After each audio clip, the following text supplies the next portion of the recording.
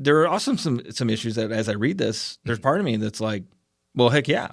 Sure. Right? Like, Right. The government should advocate Christian values and pass laws and enact policies that reflect those values. Sure. I agree with that. I agree with that. Can I ask you why? Because I think this is important. I think this is something that a lot of people struggle with. Why do you think that? Why do I think that that's what the government should advocate for? Well, there's a couple reasons. Sure. And I think the first thing I think that's important for us to point out here is it's really about where do we get our sense of morality from? Exactly. And where do we get our values from? And you and I have talked about the moral 100%. the kind of the moral law, the moral conundrum, and Yes. the argument about if there is no the Nuremberg trials are a great example. Sure, right? for sure. So with the Nuremberg trials and the Nazis are on trial for being awful, Right. and the trials kind of come to a halt because the German defense basically is this is our culture. Right. Gassing Jews is our culture, and who are you to 100%. say that our culture is immoral? 100%. Right? And the argument that got Nuremberg back on track was there's a law higher than cultural law. 100%. And this is why I love the Constitution. Sure. Right? So try to hear me out on this.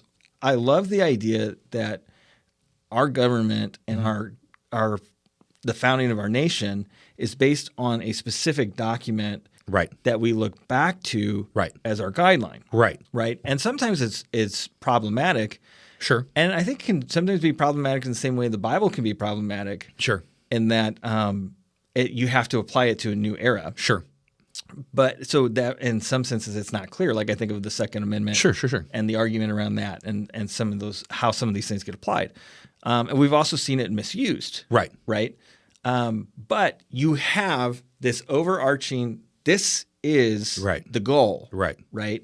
And I don't think any values fit the goal of the Constitution better than Christian values. Right. And so I asked that question because I think a lot of opponents of Christian nationalism, they think, and when they hear that, what they think we're advocating for, and some are, I'm sure, but they think we're advocating for forced attendance at church. Right. And I would even argue, the Ten Commandments in schools.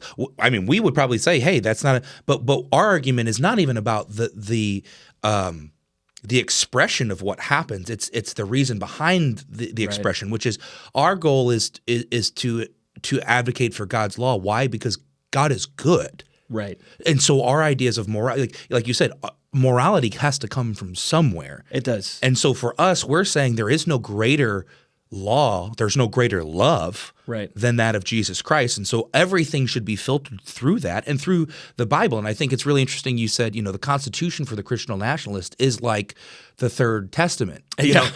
But the reality is, here's what I always tell people. The Constitution, I'm not anti-Constitution. No. It was written by man. Yes. But it's incomplete. See, the difference between the Constitution and the Bible is complete. It was written by God. It has everything we need. And yes, it's hard to sometimes contextualize because you've got to apply it to a new age.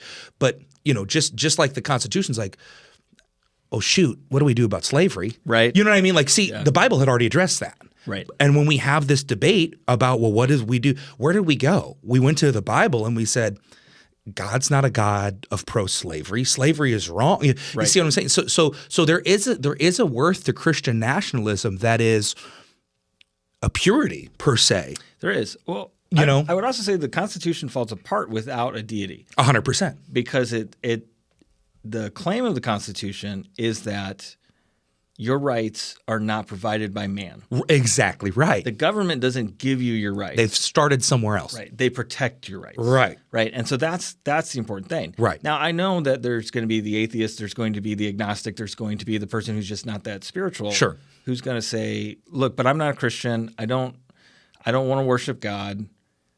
So I don't think you should be calling the shots. But let's just walk through some of the things. Sure. Okay. Is lying wrong? Right. Should it be legal for you to be defrauded? Right. Okay, well, that's a Christian ideal. Right. Is it all 10 commandments are already laws? Is it? You know what I'm saying? Well, close. Well, yeah, that's true. That's true. That's true. Hold on, yeah.